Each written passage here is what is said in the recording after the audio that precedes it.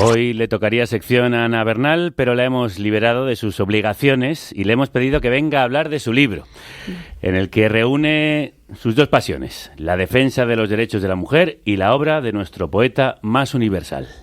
Queridas compañeras, sé que no nos conocemos, nunca hemos estado juntas, pero es más lo que nos une que lo que nos separa. Como vosotras, soy una de las protagonistas de las obras de Federico García Lorca, revelada ante la absoluta incapacidad de existir como mujer libre. Presiento que ha llegado el momento de romper nuestro silencio. He comprobado cómo el yugo de ser mujer ha condicionado nuestra historia. Hoy dicen que las mujeres son más libres. Creo que ya podemos ser escuchadas y reivindicar lo que nos corresponde. Merecemos otra vida. Me gustaría que nos encontráramos para hablar de nuestra realidad ante nuestro autor el próximo 17 de agosto. Deseo con todo fervor que me apoyéis en esta causa, que es de todas. Os espero en la casa de la Huerta de San Vicente. Allí aguardaré vuestra llegada con ansia y alegría. Anhelo conocer vuestra vida. Con afecto, Rosita. Escuchábamos a la actriz Paz Vega como Doña Rosita la soltera, personaje de Lorca, y así es como arranca Las mujeres de Federico, un libro aquelarre, ahora que está tan de moda esta palabra, en el que las protagonistas de la obra de García Lorca se reúnen para ajustar cuentas con su creador, con el destino que les dio, con la sociedad y con ellas mismas. Seguidnos. Pasad que estamos en la Huerta de San Vicente, la casa de verano de la familia del poeta granaíno, y ya se están sentando por aquí Bernarda, Yerma, la novia, Doña Rosita, la zapatera, Mariana Pineda. Bueno, Ana, siéntate tú también. Bueno, mira, me estoy trasladando allí, ya no sé, me va a costar mucho volver aquí, con el viaje que me acabas de plantear. Bueno, que ahí además tú has vivido momentos de gran intensidad. Sí, bueno, gracias por la invitación. Que sepa la gente que los deberes los tengo hechos, ¿eh? Sí, los va a hacer el próximo día 25, Día contra la Violencia contra las Mujeres. Exacto, ahí estaremos haciendo un programa especial que le hemos pedido a Ana que nos ayude a elaborar. Pero por eso estamos muy orgullosas de tener a alguien que publica libros, que seas colaboradora del programa y muy felices de que hayas sacado Las mujeres de Federico. Cuando me acabas de trasladar a la Huerta de San Vicente, es cierto que hemos vivido allí unos momentos muy especiales porque justo cuando estaba terminando el libro me quedé seca creativamente. Me faltaban ahí unas 20 páginas que no sabía por qué no podía. Acabar. Sí, porque después del programa de Rocío fue como que me absorbió todo y no podía arrancar. Así que le dije a la ilustradora que me iba a la huerta, hablé con el conservador de la casa y nosotras íbamos con la idea de que íbamos a hacer una visitita rápida de 20 minutos. El señor nos hizo un recorrido por toda la casa, por los jardines incluidos, de 2 horas, pero es que después, cuando ya pensábamos que todo había terminado, cierra la puerta de la casa y dice, os dejo aquí dentro. ¡Qué maravilla! Y entonces, quedarte a solas en la casa de Federico, poder acariciar su piano, sentarte en su cama, tocar su escritorio, pues bueno, claro, obviamente me dio para acabar las 20 páginas y más. Tú que además tienes una obsesión con Federico de muchísimos años. Yo tengo desde las tazas aquellas maravillosas que hacías y que nos regalabas a los amigos. Tú lo sabes, que esto no ha sido algo nuevo, que esto viene de largo. Pero es cierto, yo siempre cuando reivindico la educación pública y digo, qué importante fue, ¿no? Si yo en mi caso no hubiera tenido mi instituto público, que fue el Litoral, en Málaga, y no hubiera tenido una profesora maravillosa que se llamaba Juanibel, que me mostró a Federico y que me mostró la casa de Bernarda Alba, este libro no estaría aquí, sin lugar a dudas. Y desde entonces, desde aquella vez que ella me atrapó, aparte también es cierto que mi tía era muy de teatro, por lo tanto me acercaba mucho a la obra de Federico. Y desde entonces, bueno, ya lo sabéis, cada año además le escribo una carta, como si fuera parte de la familia. Porque claro, que también el hecho también eso de ser de Andalucía, a mí me queda muy cerca Granada, hemos ido también con la familia muchas veces allí. Bueno, pues al final es como un autor, pero muy cercano, ¿no? Y también es muy cercano a la realidad que yo también he vivido como andaluza, ¿no? Esa descripción que hace de los pueblos, de la atmósfera, pues obviamente me identifico siempre al 100% y eso pues nos hace más cercano. Y como no podía ser de otra manera, te has fijado en sus mujeres, que ahora se sientan aquí para hablarle a Federico. ¿Qué le dicen? Pues mira, me he fijado en sus mujeres porque estoy tan cansada de que la gente no entienda de feminismo que he dicho, ha sido como el año creativo, ¿no? Ha sido como de, mira, me voy a un programa de televisión que no era lo que yo habitualmente hacía para ver si llega el mensaje más allá.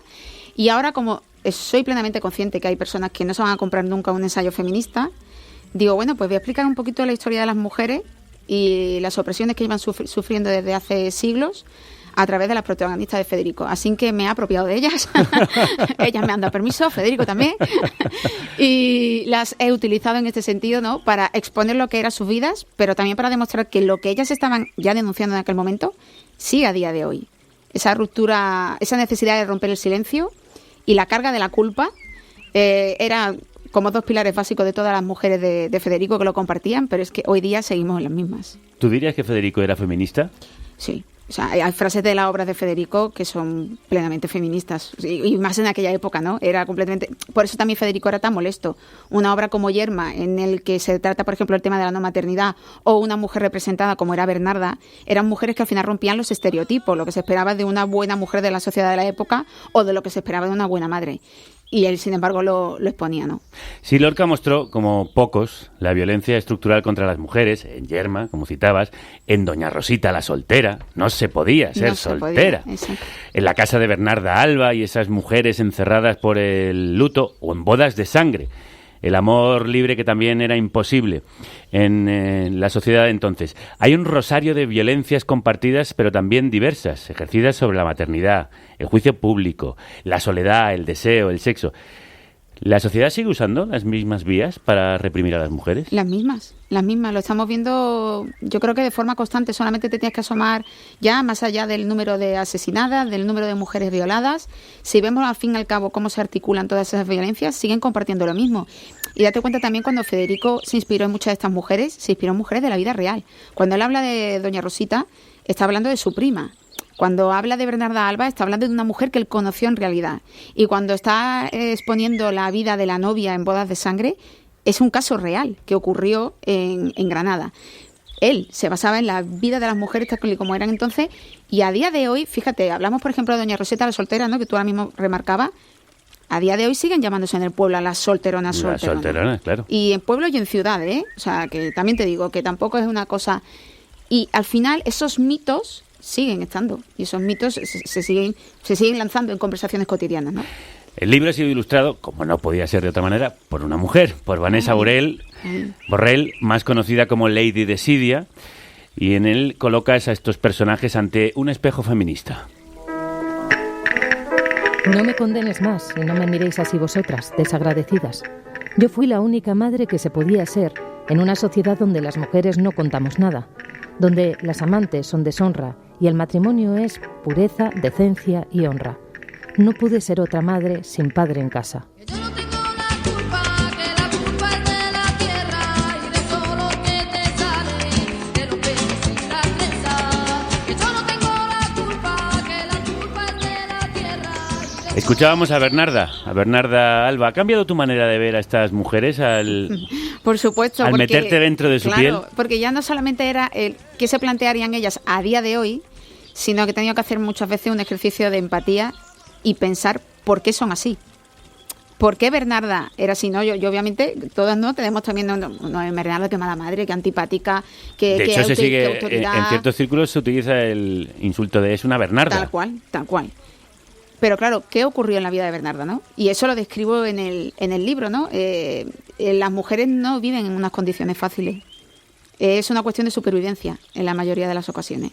Y al final, cuando tienes una sociedad que es violenta contigo, tienes que, insisto, establecer mecanismos y herramientas para intentar ejercer tu vida de la mejor manera que puedas, cuando tampoco nadie nos enseña, ¿no?, cómo enfrentar determinados tipos de violencia. Y Bernarda es una mujer muy peculiar, en una sociedad muy peculiar, en un pueblo muy reducido, a cargo de unas hijas, en la que además está viuda.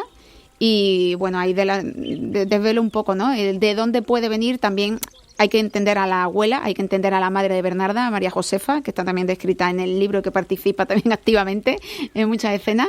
Y ahí hay una explicación de las raíces. Yo te digo que me he tenido que hacer un ejercicio de empatía muchas veces. Sin hacer spoiler, ¿de dónde vendría esa rigurosidad que tiene Bernarda? Hay una frase que es determinante y que lo explica todo, y no te la puedo decir, tienes que llegar al libro.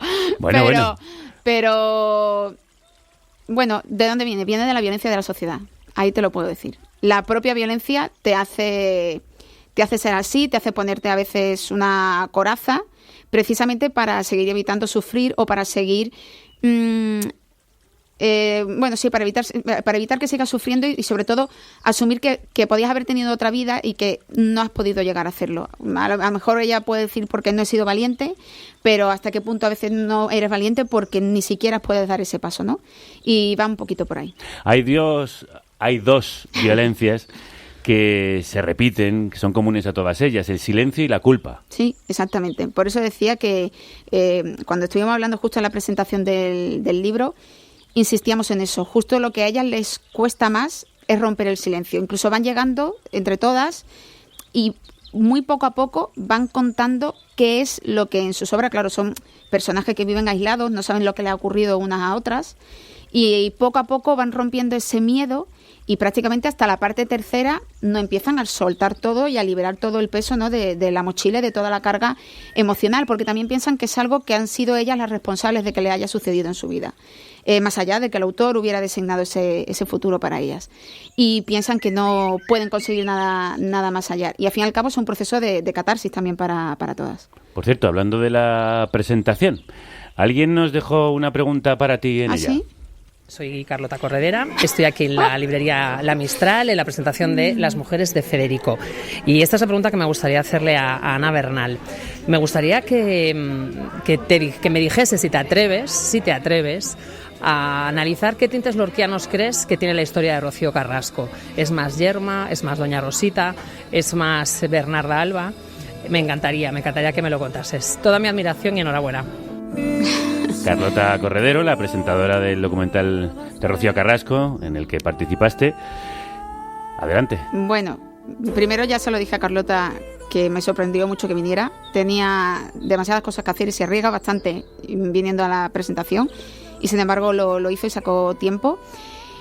Y por otra parte yo creo que, bueno, Rocío ha representado muchas de las motivaciones que están detrás de los personajes de Federico. Principalmente lo que estábamos hablando. Rocío era una persona que ha guardado silencio durante años y prácticamente hasta que no ha empezado a hablar en el programa no ha sido cuando ha empezado ese proceso de liberación de culpa. Yo creo que ella llegó al programa con esa mochila todavía a cuestas y solamente con el apoyo de la sociedad que fue viendo y del propio movimiento conforme fue arropándola.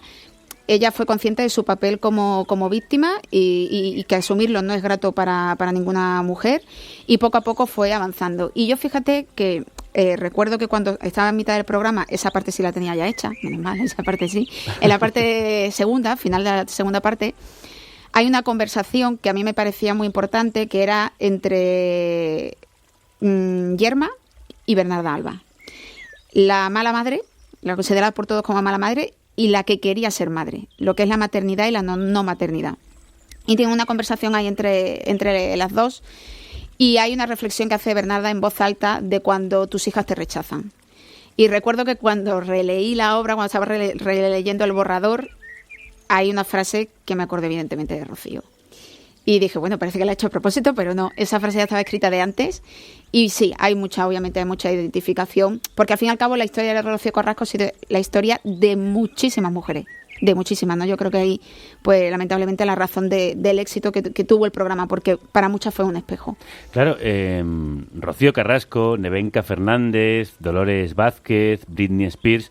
son las Bernardas, las Doña Rositas, las novias, las defenestradas. Las que pintaban de locas, las que le decían locas, las que estaban mal de la cabeza, que eso es el recurso más típico. Y al final son ellas las que van cargando con el estigma, que no significa que una vez que hablan y dan el paso se liberen. Se liberan de una parte, porque hay una parte de la sociedad que sí las mira de una manera ya diferente y sabe qué es lo que le ha sucedido y las comprende. Pero hay otra parte de la sociedad que no, que al revés, lo que hace es que incluso acrecienta el odio contra esas mujeres porque han hablado. Y hablar sigue irritando a día de hoy. Sí, porque han roto el silencio, como hizo Rocío Carrasco. Y como hacen las mujeres de Federico en tu libro, que hablan para conjurar la angustia y el dolor por las injusticias vividas. ¿Crees que la primera gran manifestación del 8M, la de 2018, fue una especie de exorcismo colectivo? Ojalá pudiéramos volver a ese momento. Siempre lo pienso muchísimo. Cuando me da la bajuna, me pongo aquellas mujeres coreando aquella canción en Bilbao, todas juntas, y me las pongo muchas veces de fondo y digo, no, la unión es posible y escucharnos entre nosotras también. Creo que hay un momento incómodo, realmente. Yo sé, incluso, yo lo dije el otro día en una conferencia, a mí hay compañeras que me han dejado de hablar por ir al programa de Rocío Carrasco. Ya. Y me habían dejado incluso de hablar de antes por recordar a las mujeres asesinadas. Y a mí eso obviamente que me duele. Algunas han vuelto, otras me han pedido perdón, otras han abierto los ojos, hay algunas que no, pero que tampoco las quiero ya cerca, porque, bueno, en el movimiento de todo. Afortunadamente hay un movimiento asociativo que yo siempre reivindico, porque precisamente las asociaciones feministas que tanto se critica por parte de la política, de determinados políticos, como esos chiringuitos, al fin y al cabo son la herramienta más cercana que tienen las mujeres. Yo a veces me molesto mucho cuando se hablan de las campañas de sensibilización y lo del 016, y me llaman muchas mujeres pidiéndome ayuda y les digo, iros a la asociación, no, porque no sirven para nada. Claro, la mala prensa que se ha vertido sobre ellas, después pasa una factura, ¿no? Y hay que hacer a la gente consciente que si no quieres llamar al 016, acércate a la asociación más cercana que tengas en tu barrio, en tu localidad, en tu pueblo, porque esas mujeres son la red de asistencia. Son un poco como funcionando esas mujeres de Federico, en las que unas se van dando la mano a otra para tirar de ellas.